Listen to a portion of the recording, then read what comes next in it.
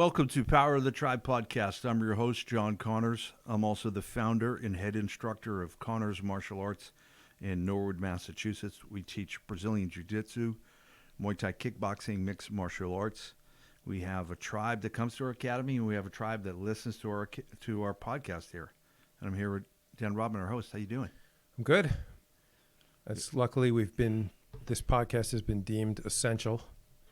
So while a lot of things are closed out there, it's been determined that. So funny you should say that. I got a message today from Amanda McQuade on Facebook, and she wrote, "Keep of the podcast, OF." And it was some sort of typo, and I said, "Do you mean keep up or keep off the podcast?"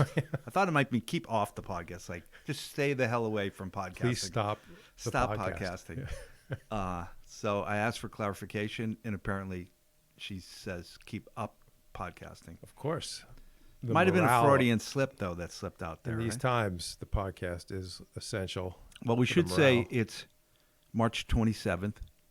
It's a beautiful day out today, Dan. We're still in the thick of things for coronavirus. We're still in the thick of it. And we're going to try to release this as soon as possible, Dimitri, so I'm going to listen to it and write up our notes so we can get it out there. It's interesting. In this pandemic, information seems like it's so temporary, right? Right. It almost seems weird that it's only been 2 weeks that it's really been burning at a really fever pitch. You know what I mean? It feels like we've been doing this for a long time. Feels like hold it. Up but I think I shut the academy on the 13th. That 2 sounds weeks, right. Yeah, 2 weeks ago. So it changes week to week. So in the past, we've actually even said on the podcast, there's a lag. It might be 2 weeks. When you hear what we're saying, it might be 2 weeks after we said it, but that's not true anymore. Now we're trying to get it out the next day. Yeah, we'll try to get it out as soon as possible. And I don't want to talk really about the pandemic, Dan, just because we don't have any particular expertise. And I think even the data that's getting published, it's not reliable. So who the hell knows? Right. And I'm tired of listening to people either on social media or wherever. I do think it's fair to say that's part of it, right, is the ups and downs. You read studies that are fairly optimistic. You say, oh, maybe this is fine. But then you get sort of anecdotes about some actor or someone you knew that died of it or someone's relative. And then you get more nervous again. And it's just very hard to sort out. Very hard to sort out. You have experts on either pole of extremes. Yeah. So I guess we'll just find out. I mean, it feels like they're doing a good job here in Massachusetts. I think I saw Charlie Baker. He seems like he's taking a good approach. He seems like he's pretty solid. I mean, it should pass. Yeah. I have relatives. I don't know if you know people like this that are they have the hoarding, the MREs and the survivalists, right. Military food yeah, in their basement. And who knows what comes down the road, but for now I'm they're I have these rations and military meals, and I'm they're still delivering pizza. You don't really need, you're jumping the gun a little there. The toilet paper is a big thing. People took a run on the toilet paper. Yeah. That's the one thing you can't get still. Really? I was at Whole Foods. They had it? Small ones, like the 4-packers. I think I'm going to be okay in that regard. Well, you know my stance. I have my Get the Japanese robotic I'm good. toilet. Yeah, Rory said we can just jump in the shower if we run out of paper. Giant bidet. Yeah. Well, again, it'll pass. I think some people, the one thing I will say about it is that some people sort of subconsciously in the back of their mind, the warning signals going all the time now.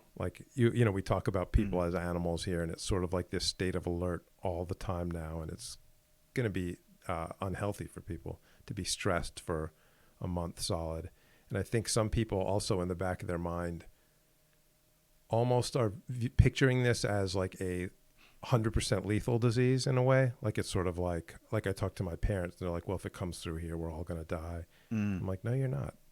They're well. It's funny. I talked to my mom today, Dan, and she's going to be 88 this year, and she's doing fine.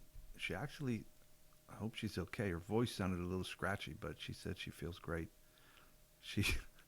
She went to the Y last week, and she was coming home, and she's standing at the bus stop, and she's so small, Dan. She's like barely 5 feet tall. I don't know what she weighs. And the wind blew her over. So you can imagine this 88-year-old, soon to be 88-year-old woman gets blown over by the wind. And she said she like somehow got a hold of the bench and pulled herself back up. Probably no. Would anyone help someone up now with corona? You know, would everyone be like, I'm not going near? Know what it was? She said it was weird because it was on Center Street in West Roxbury, which is a very busy street and sidewalk. It was a fluke. There was nobody there, probably because of the virus and everything. But she's fine. And she went to the doctor, and they said she's perfectly fine. But again, thank God. Just numbers-wise, say it's very, very dangerous for take an 85-year-old. Maybe there's very dangerous. But very dangerous means what? Like 15% mortality? Which would be high. Dan. Say it's 12%, 15%. That still means that's very dangerous, very high. It still means if you're 85, you've got an 85% chance of living. I'm just saying the positive side of it. It's not a death sentence for I just said we weren't going to do this, and now we're into it. It's crazy. I heard an expert I think I heard an expert say, I'm probably going to screw this up, that it doubles your mortality. So if you have like a 1% chance of dying without it, now you get a 2% chance of dying. I don't know. Does that make any sense? If you're very old and there's a 50% chance that you were going to die in this next month, now you're pretty much going to die. I don't know. Does that make any sense? Yeah, well, then I feel we're pretty safe. I feel like our odds of dying in the next month were pretty low. I think for healthy people. Yeah. But this is not what the podcast is about. No. You know what I did want to talk about, Dan? This came to me when I was training with my son, Rory. The feeling of frustration. Which is related to what everyone's going through. I think it is related, yeah. With quarantine and with unsureness about what the future holds. You know, I consciously tried not to hoard and not to go crazy buying a bunch of food and toilet paper. You might have me knocking on your door in a couple of weeks if I run out of toilet paper. But yeah, I'm willing to sell sessions on the bidet. You didn't think free, did you? I mean, what would you get for a session for a seat on your Japanese toilet? What do you think? Maybe a lesson.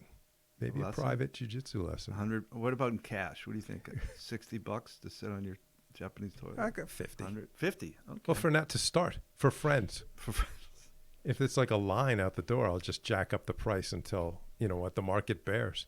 Well, I went to Whole Foods yesterday, and I pulled up, and the parking lot wasn't that full, so I was kind of happy about that. But they have a line out the door. I didn't experience this because I hadn't been to the supermarket for a while. And what they're doing not allowing, they only allow a certain amount in. They allow a certain amount in, so you got to wait your turn. When somebody comes out, you can go in. And I don't know why, but that made me feel really frustrated. Oh, I know why, because I'm sure I know how humanity is. I get frustrated waiting to go to an ATM. Oh, I always sit there like, have you ever used an ATM before? There's always the person in front of you like staring befuddled at the screen, like first time at an ATM. I like the person that's there and they're getting receipts. They're looking at their receipt and they're putting the card back in, and they do that several times. And I'm like, can I just go? Yeah, what is these transactions that you're? And then there's, they have a zero or a negative balance, and they're somehow trying to get money out of this machine, like it's a magic. And you're just machine. like, I need literally 10 seconds, and I'm gone. That's like the self checkout at the supermarket, where there's people in front of you, and they're just like completely befuddled, and it's just like, I just cruise right through it. I'm like, can I just go? Why do? So I can see being frustrated waiting, because the people are shopping like really slowly, and you feel like, guys, can we move it? We're all waiting here. Let's hustle through. So I got in line. I'm going to guess, Dan, there was a dozen people in line. It didn't take that long. I was pleasantly surprised. It went through. The line moved pretty quickly. But people were keeping that 6-foot distance from each other. There's still plenty of food, right? I mean, there was plenty of food. Yeah. There might have been a little less meat than usual. I couldn't tell, but it didn't really seem like there was any scarcity. I couldn't get chicken. That happened for me. Yeah. There was no chicken at Stop and Shop. But I mean, I got, like chicken burgers or something. You know what I mean? It was like, it's at Whole Foods, when people really rushed in there, all the toilet paper went, all the frozen meats went, and the bacon went, the eggs went, things I think that maybe have a much longer shelf life than fresh food. I try to eat fresh food though, Dan. Yeah. So but I don't think it really added any extra time to my experience, which I was pleasantly surprised about. But I know what you mean.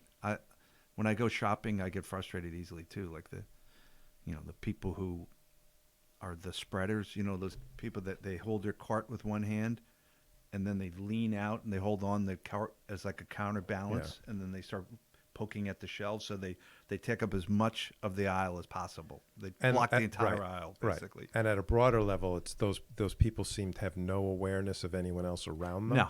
And then so when they're you pull blocking up the aisle and they don't notice you're there at all for a long time. And then when they snap into it, they look at you and they're completely befuddled. Oh, I'm blocking the aisle. Like you didn't realize you were blocking the entire aisle. I'm with you. Those people drive me nuts. I think it's a passive aggressive thing, right? They're trying to display dominance or something. I don't know. So I was a little frustrated, but it went really well. So it wasn't that bad. But I wanted to talk about frustration in general because I think it happens a lot in jiu-jitsu, if you don't get the result you want, Yeah, I hadn't been thinking about jiu-jitsu. I think it's probably the predominant emotion that I felt during all my jiu-jitsu training has been frustration. Yeah. Probably more than anything else. Satisfaction, happiness, all below frustration. Yeah. So I was in there. I shot some videos with my son at the academy, and we did some rolling. And he's so good now that it's very challenging. And I don't know I was trying to pass, and I couldn't pass. And man, I got really frustrated. And I was a little disappointed that I'm getting so frustrated, so emotional, Yeah, welcome to my world. Maybe it's valuable you get a taste of it. Well, I think what I've come to realize, Dan, is all emotions, so-called negative or positive ones, ultimately they do have a benefit. They have some sort of survival benefit. Otherwise, why would we have them? Right. They're, the evolutionary psychologists would say they're adaptive. Right. So what is we can get carried away and then they become maladaptive, right? It's not good when they're not always the right strength or the right force or right, exactly. You can feel something too much. So I was thinking about it. What is the adaptive purpose of frustration? And what it first occurred to me, Dan, is that it's basically putting a question to you. Do you really want to do this? Are your efforts worthwhile here? Because if we never got frustrated, we could pick some dopey task and just waste our life trying to do it, right? Right. Like, who's the ancient Greek mythological character? Sisyphus. He's pushing this boulder up a hill, and then it rolls down. He just keeps doing it for all of eternity. So it's the ultimate punishment, I guess. So you're saying with no frustration, he'd be fine. He'd be like, well, I'll just push it some more. I'm saying the opposite. I'm saying he's actually an example of, he's condemned to do it. Right. But if a person didn't have frustration, they might fall into that trap and push a boulder up a hill for eternity and have it roll down and go back and push it up again. Right. That would probably not be good, right?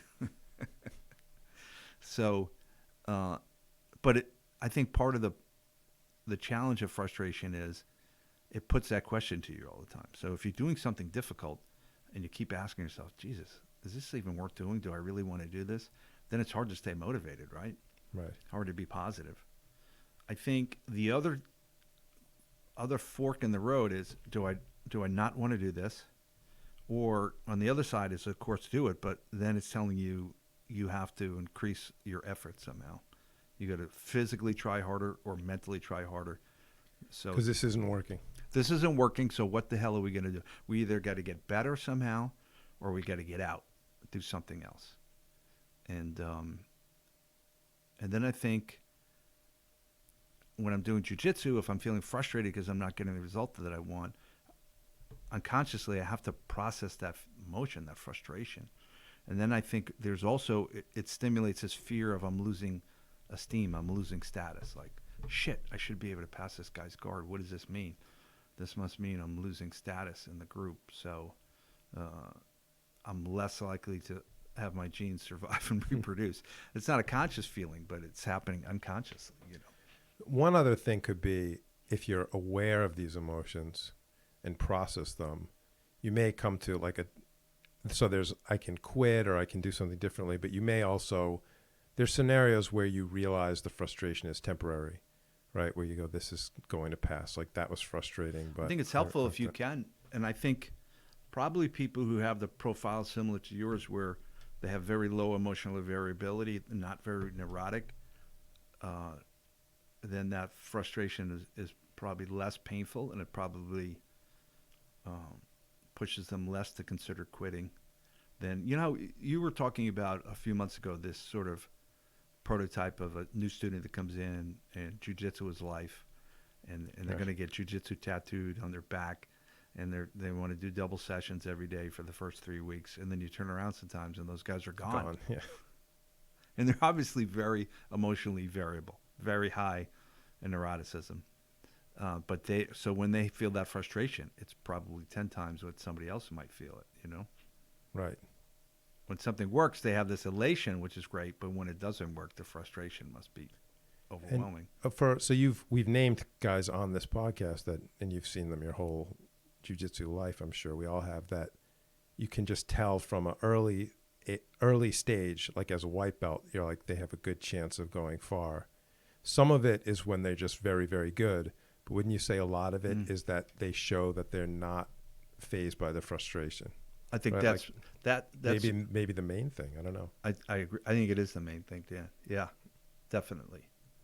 Yeah, there are some people who are just freak athletes and they learn everything faster than others. But a lot of those guys quit too. They totally do. Yeah. Some of it comes too easy, so it's not interesting enough. They have that. They got to weigh that in there too. But I was thinking about that frustration. So what could I do about it? And I realized, and I don't want to use cliches because I think some cliches like ego, leave your ego at the door, those cliches are so overused that they become meaningless. Like when somebody says that to me, my brain just shuts off. I don't even want to hear it. Because it just sounds like words, like just a aphorism. Slogan. Yeah. But when I see people like Marcelo Garcia, when even when he trains, he seems like he's so immersed in the jiu-jitsu that there's no concern for his status, no concern of gaining or losing status. And the frustration doesn't bring up the question of should I continue to do this or should I quit? So I think that's the place we want to get. And maybe you can get there if you really focus on a long-term commitment to development and mastery of jiu-jitsu. So if I'm committed to mastering jiu-jitsu, when I come in, when I feel frustration, the stimulation is going to be less strong. It's going to be smaller, and it's going to probably energize me to look to the details of what's going on. Why didn't that work? What happened? How can I fix this? Right. How can I pass next time, make this work? Instead of, is this worth me doing? Does this mean I'm going to have to work a hell of a lot harder? Does this mean I'm going to be facing more failure in the future? Those questions, they're not helpful. They're not going to make you any better at jiu-jitsu. So that's what I've been trying to focus on when I train at the academy now, is my commitment to self-development, my commitment to mastery over the long term and understanding jiu-jitsu. So then when something doesn't work, I don't get the result I want, I feel less frustration. Even if I do feel frustrated, it's not as personal. And related to all this, and you've touched on it a number of times too, which is that don't have that mindset of how should I be performing against like this person or that person? Like, I should be able to pass this purple belt in your case, or I shouldn't be tapped by this guy, or I should, like, it's just, if your mindset is the way you're describing, you're just trying to learn. Just trying to figure it out. It's like whatever happens, it doesn't matter who did something to you or who, you know what I mean? Like, it's not like, why did that blue belt pass my guard? You're just more like, how did I just get my guard passed? What did I do? Exactly. You know what I mean? Yeah, exactly. And so now that we're talking about this, that seems like a better antidote for this sort of ego problem. Somebody says, leave your ego at the door. They don't explain how to do it. Right. If it was that easy, everybody would do it. And it's obviously not easy to do. So what do you think about that, Dan? So if I actively focus on my commitment to the jiu-jitsu, my commitment to self-development, my commitment to mastery, then that does leave your ego at the door. It does push your ego out of the way. Otherwise, if I say, Dan, leave your ego at the door, and then you get a result you don't want, and you're starting to feel like shit, and I'm like, oh, I'm supposed to leave my ego at the door. Now you feel even worse about yourself, you know? I was supposed to leave my ego at the door. God damn it. Yeah.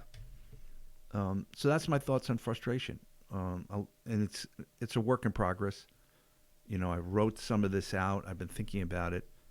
And I think there's some value there. The more we can commit to the long term, to the abstract of personal development, the abstract of mastery of jiu-jitsu, then that kind of pushes out that ego, it's really the selfish gene, you know what I mean, that's worried about status and esteem.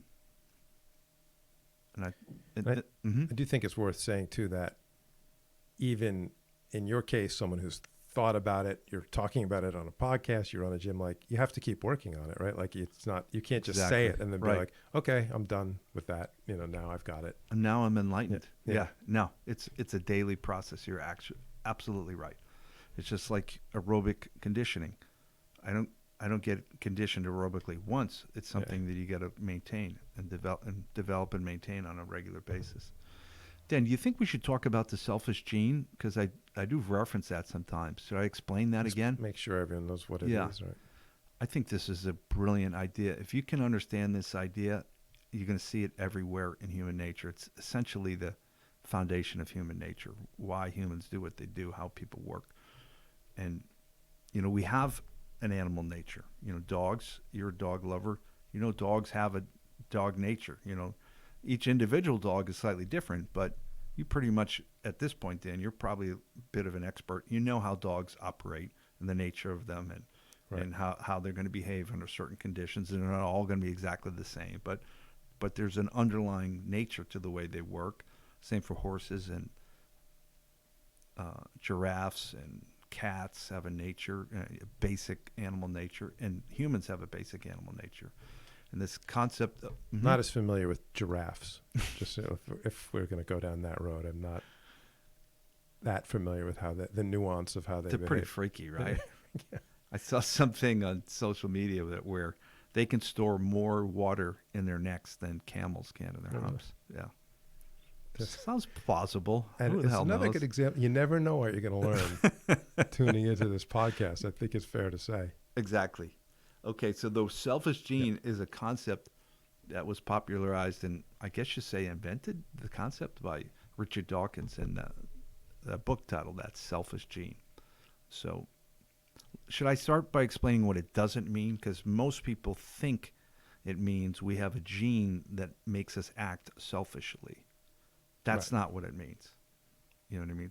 It infuriates me when people get that wrong because it's not an easy book to read. But the idea is relatively straightforward. Now you don't have to read it because now you don't have to. Exactly. You're going to save a lot of time. So what his theory is that the genes in our body, they want to survive and reproduce. They want to get to the next generation. Like all other animals. Yeah. Dogs and giraffes. And basically, we are just some sort of meat robot carrying our genes into the future. So this is the idea of the selfish gene. So that is why we feel psychological pain if we feel like we're losing status in our group, in our tribe. Because as we lose status, we're less likely to have opportunities to reproduce. We might have less chance of even surviving. So, you know, that's why it feels bad when... And this is not conscious. It's not, you do not actually sit there and think, now I have less chance of surviving. Not at all. It's unconscious. It's unconscious. It's in our nervous system. Right. That's why if something happens and a person feels embarrassed, they might get flushed in the face. And that's an unconscious reaction that's happening. They're not thinking, oh, fill my face up with blood. It just happens. Right. Yeah. Right. And all of this is happening at that, what you called unconscious level, or the level of the sort of autonomic nervous system. And it creates these emotions and these feelings that we have. And sometimes it serves us, sometimes it doesn't. You know, we're in a completely different environment in 2020 than we were for most of our natural history. So a lot of times it's not serving us. And if we get on social media, sometimes, you know, you can have some interaction on social media and feel really bad, and the interaction is completely meaningless, right? I had some weird thing, Dan, on Twitter where somebody posted something. I don't want to go into the details because it'll distract from it.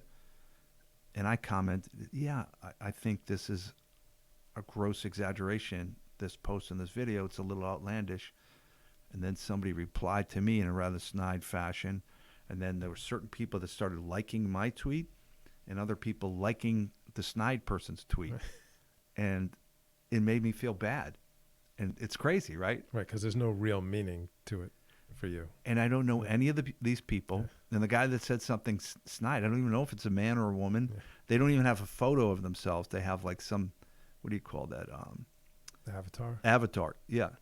So it's like an anonymous thing, but we're so hardwired to be socially sensitive to these things of gaining and losing status that I started feeling bad about it. Right. And then I thought about the pain of it all, and I'm like, oh, yeah, this is completely ridiculous. So now, you know, and they still roll in where people are liking either my reply or this other guy's reply. Every day I get notified by it, and it doesn't affect me as much. But I was surprised at how much I felt the psychological pain of that. Somebody liking this guy's kind of rude remark, you know. And then I realized so much of social media is just the selfish gene at play, where they're just people are trying to gain some kind of online status and protect the loss of status and so forth. That it's a lot of it's largely meaningless conversations. You know, it's not real information, unfortunately. Right. You don't really want to play that game if you can avoid it. Yeah, because even if you win, it's meaningless. It's crazy. It's like playing a video game, right? Right. Because to your point, you know, you were saying it's strange that it feels bad for people to like this comment, but it's also strange that it feels good if someone likes your comment, right? Like, you'd be like, hey, look, 50 people like what I said, but it has no real meaning. And it's all that selfish gene at play. That's what's the selfish gene is the part of our nervous system that's making me feel bad when they like, you know, when I get a negative response, and making me feel good when I get some positive response. And ultimately, it's meaningless, though. So, very interesting. So, what did we cover, Dan? Frustration and selfish gene, pretty much, right? Yeah, I didn't know that. I didn't know how much more you wanted to go into selfish gene, because there's a lot more. What do you mean? Well, I was just thinking, we've talked before about, so then different we've also talked in here about personality types. Right. And it's sort of all of a piece where different personality types will use different strategies to basically sort of seem appealing to others. Do you know what I mean? And it all comes back to trying to put yourself in a spot to be desirable or reproduce. But if you're very quiet, you probably don't use the strategy of loudmouth, bragging, fighting, brawling, you know, like, and vice versa. You know what I mean? Like, so then if you're very quiet, you'll use a strategy of saying, I'm much smarter than these kind of people and people. And so you can start tracking personality type to, to behavior, all in the service of trying to make yourself, to increase your status. And we talked about it in terms of the coronavirus, to just bring all the topics together, where there's certain people when it first broke out would be like, I'm on the beach, and, you know, they were a certain personality, those outgoing, extroverted, however you want to describe them. There's certain people on one end of the spectrum that are trying to show they're brave and strong, basically. So like, that's why they're on the beach. Right. It's not rational, but And then there's other people who are not those personality types, who get very strongly. They go online to really go after those kind of people. Right. Because that's showing that they're smarter and they're better and more conscientious. Conscientious. They're better suited to survive. Yeah. Right. And so it's all of a piece. Definitely. Well, and I also think that probably in the Stone Age world, being somebody who sounded the alarm of a serious danger was probably beneficial. So if you're the ones to alert, there's a rabid bear over the hill over there, you could be a hero in your tribe because you protected them from danger. So sounding an alarm, there's probably a lot of selfish gene type Right. benefit there for doing that. You know, you feel like you're going to increase your esteem a lot by doing that, by sounding the alarm. So yeah, I do find it all pretty fascinating though. But the frustration thing, I'm working on that. I'll keep you guys posted how I'm doing that, doing jiu-jitsu, especially everybody's getting so good these days. My son especially, we can go at it pretty hard. So I don't know. Do you want to talk about some jiu-jitsu stuff more specifically? Right. Well, how much time do we? I lost track of the. What do we got? About 15 more minutes, I think. Because just if anyone missed last week, you started talking about some of the basic points. You know, I guess some fundamental things that no matter what stage of jiu-jitsu you're at, could be helpful. Right. Yeah. And we didn't get through. We got through a lot of them, actually, Dan. But yeah, you came up with that great clickbaity title. What was it? It was something like how to get 15% better in jiu-jitsu overnight. Right. Yeah. I don't know if it worked. I don't know if people get. I think we got to be careful with the clickbaity stuff, right? Because you lose credibility if you don't deliver on the promise. We did, but in that case, we did deliver. We did deliver. No, we do good. We do pretty good on that. So yeah, we have time for a little. We got some time. Jiu-jitsu advice. Yeah. So here's, I think. Although the frustration stuff was also. That's all jiu-jitsu. Yeah, I think so, and I think the selfish gene information sort of supported it and gives it context so you understand it. Right, and if not, even if people weren't quite following the selfish gene stuff, they, at the minimum, everyone learned that a giraffe can store more water in his neck than a camel in his hump. There's that. Well, that's at a minimum. Here's the fact. I read that on social media. Oh, so you're not no idea. It's how true. How can I know that? You know what I mean? I'm trying to be more. I'm a little skeptical now that I'm thinking more about it. Really? Yeah. That's a big neck, man. That's true, but they don't walk across deserts, do they? You know, they're not desert. Well, they do. I mean, Sahara. They probably don't want to drink that much water. Like if they have their head down, they're probably pretty vulnerable, right? So they probably want to minimize the times they're doing that. Well, we can sort this out. We'll sort this out on our own time. Okay. So the number one thing I think people can do to improve their jiu-jitsu is positional training. I mean, I don't know how people get better at all without positional training. What I mean is, like some of the training I might do with my son is we'll start in half guard, and I'm simply trying to pass, and he's simply trying to sweep or submit, and we just see what happens. And the reasons why it's so good is you have some control. You're reducing the variables. If we just do match after match, there's so many variables. It's just way too hard to pinpoint what's working and what's not working, you know? And when we do this, very often you'll come to some position where it's pretty much a fork in the road where one person's going to gain an advantage or the other person's going to gain the advantage. You know what I mean? It's like this balance point. I use the analogy that jiu-jitsu sometimes is like musical chairs. And when the music stops, there's one space available, one chair. Who's going to get there first? Sometimes that's what it is. Both players are very technical, but somebody's just winning that one point, that inflection point. I guess that's another good way to. And does it help you realize that that's the inflection point? That's a good point. Exactly, Dan. It helps you realize that inflection point. You might not always know. I need to get whoever's going to get their hand here first wins, or whatever. Exactly. Yeah, and you can't learn that just training free rolling all the time. Although it's great to do that too. But could I ask, do you often stop and like talk through all the time? Yeah.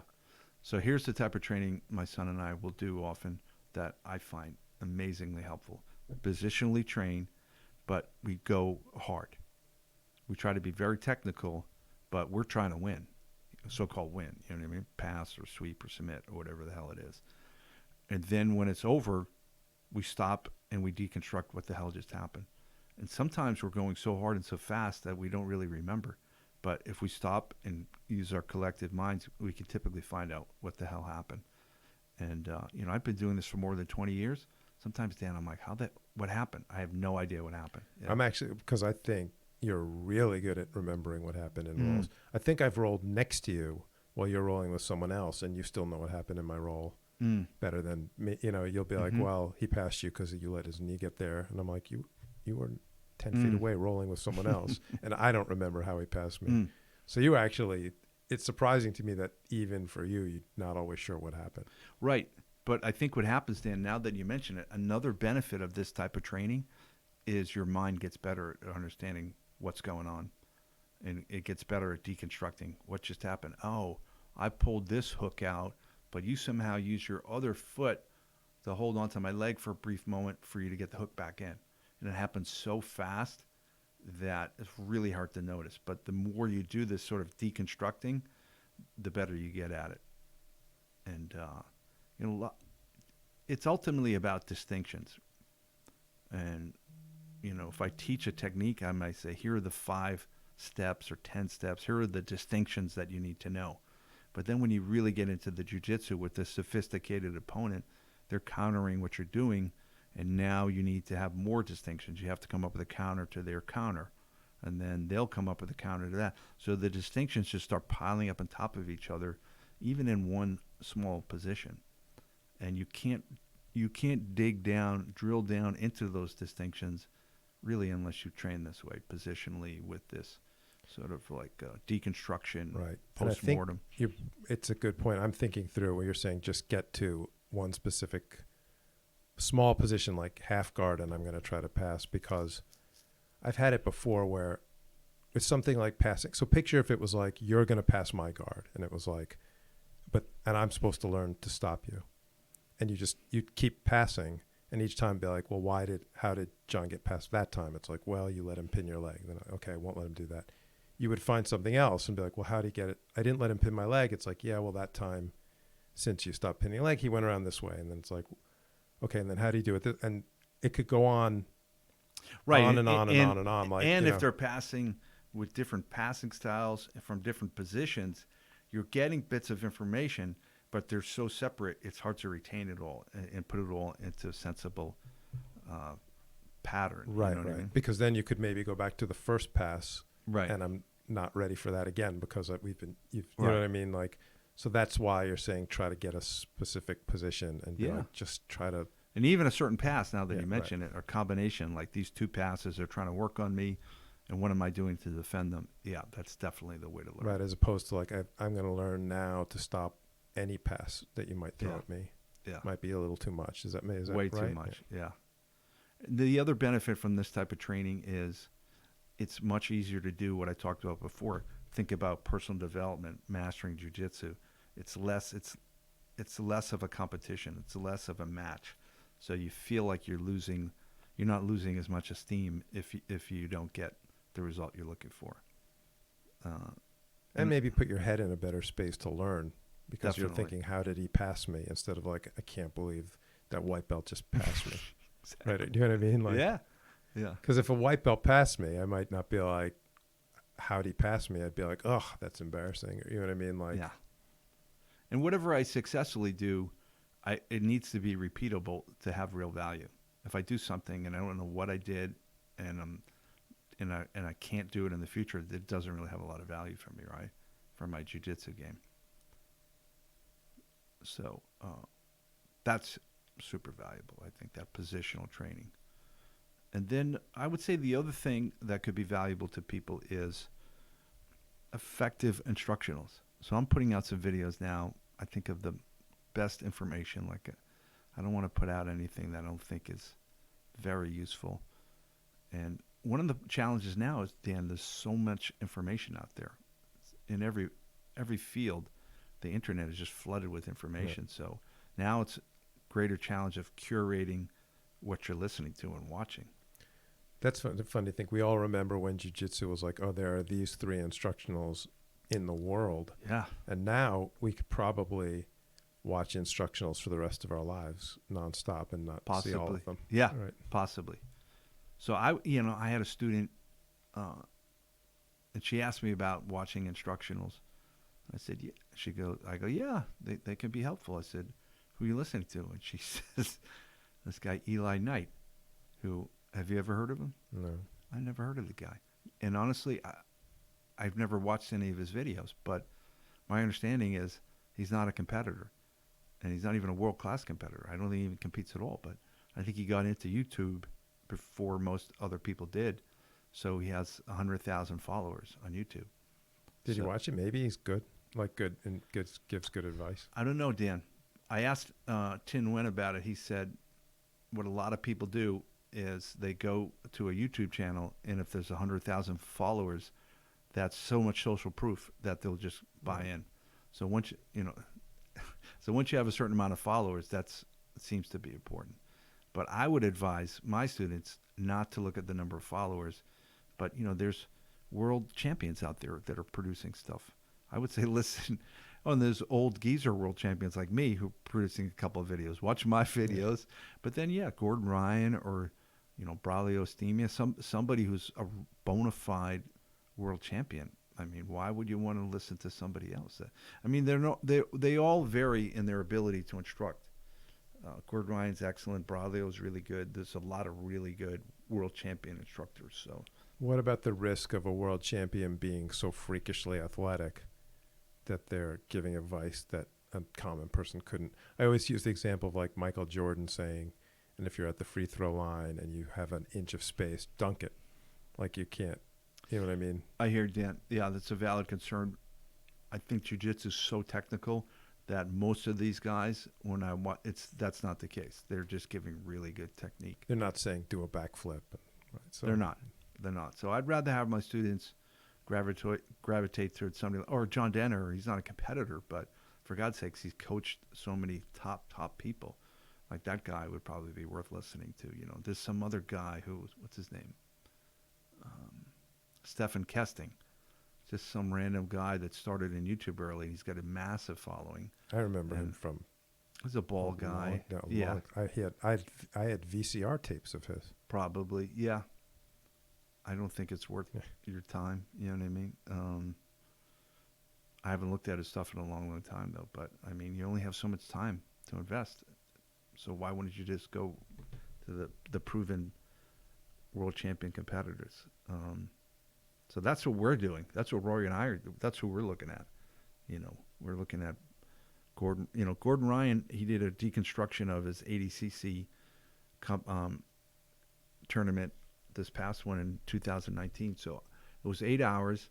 I watched it prior to competing at the World Championships in December, and I just thought it was terrific. I felt it even put me in the right mindset to compete better. And he's very good in that he talks about broad strategy as well as detail and concepts and principles that if you're experienced, you can almost immediately bring into play without any real training or drilling. So really effective. So that's what I would like to see my guys doing. Stay with the best stuff and then positionally train. Just add and then deconstruct. So when you don't get the result you wanted, really be ruthless about finding out, well, why the hell didn't I get the result that I wanted? What's going on here? And that's a way to get better fast, I think, for sure. The fastest way to get better, definitely. I've always done a lot of positional training in my classes.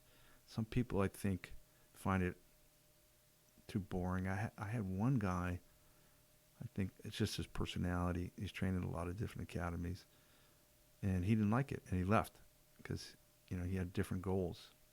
I don't think his goal was to master jiu-jitsu or get as good at it as fast as possible. I think he just liked the fancy techniques, and he wanted to be shown fancy stuff. And I mean, some people like that. I guess they feel it's like magic or something. But ultimately, I as fancy as the thing is, I want to incorporate it into what I'm doing, and that just requires a certain amount of work, a certain amount of hard work.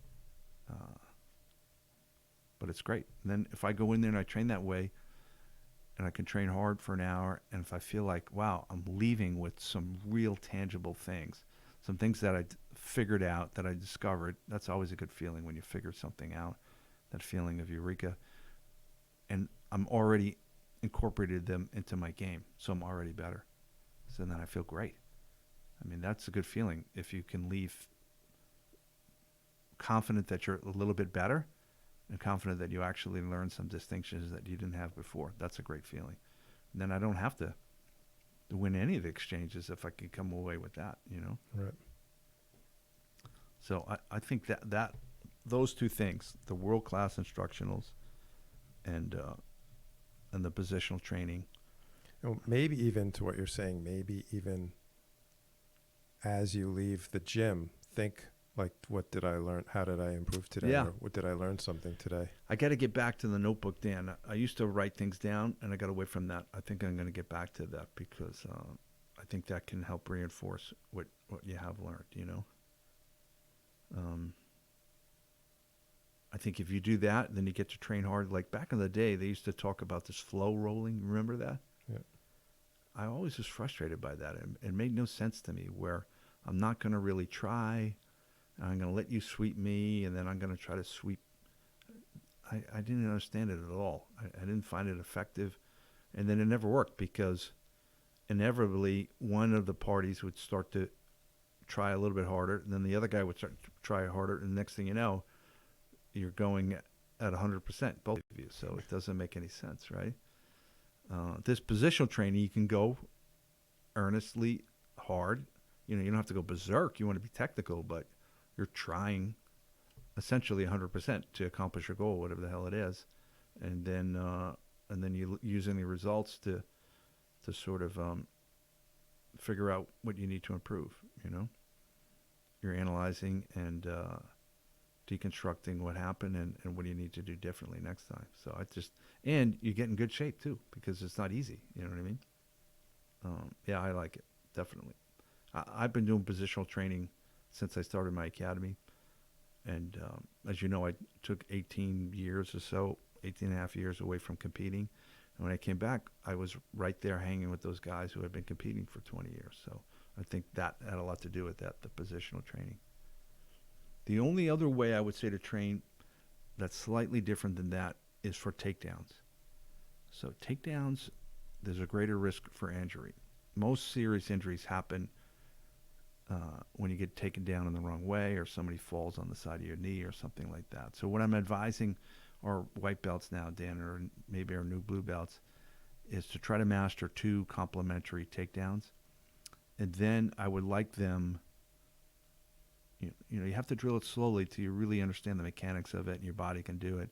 Then what my son and I do, and some of the other teammates, Steve Cherney and I will do this, is we'll do live speed drilling. So in other words, you and I are partners. I'm going to do 4 takedowns in a row, and you're going to give me a look as if you're resisting 100%, but you're not resisting 100%. And then I'm going to do the takedown at 100% speed. But you know what's coming, so you can keep your body safe and give me a proper look. You're just not going to fall over like a mannequin. You're not going to be a wet blanket, but you're not going to go berserk and fight me tooth and nail. And then I get successful repetitions at 100%. And I think that's very valuable for people when they're first learning how to do their takedowns, because you need a certain amount of acceleration to make your takedowns work. That doesn't necessarily apply at other aspects of jiu-jitsu. And then you can keep yourself safe. I cringe when I see 2 white belts who really don't know how to do their takedowns properly trying to take each other down 100%. It's just way too much risk for injury. Right out. That's the main thing. Way too much risk for injury. And the second thing is sometimes they start to learn incorrectly because it's working against somebody else that isn't that good. You know what I mean? Right. And then it's almost like they're ingraining bad technique into their nervous system. And then when they go against somebody better, it's going to work against them. So now they have to unlearn something. So that's a couple of really solid things I would suggest our students to work on. And when they come back, I'm going to go over this. It's almost learning how to learn. And if somebody does that, they can get really good, I think, relatively fast. And everyone will be back. We'll be back eventually. We'll be back. I'm hoping we're going to be back, April 8th or whatever after this last, right now everything's closed April 7th at noon or something, somebody told me. And I don't know. I have confidence that we have a lot of ingenuity in the United States. So a lot of smart people thinking about cures and about vaccines and about whatever serums and so forth that, that along with the social distancing we've been doing, maybe we'll have flattened the curve enough that we'll be back, hopefully. Yeah, we'll see. Yeah. So, Each podcast we do, there'll be some update. A week apart. yeah. I mean, yeah, I don't know where they expect us to be. It's not clear. Again, it's unclear. Totally unclear. But I got so many nice people have reached out to me, Dan, and sort of given us, Rory and I, emotional support at the Academy. It's been really awesome.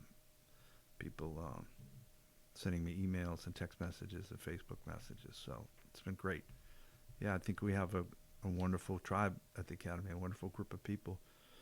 And that's everything, right? And that's how we're going to get through this whole coronavirus pandemic anyways, is people acting as a tribe and helping each other, doing the right thing.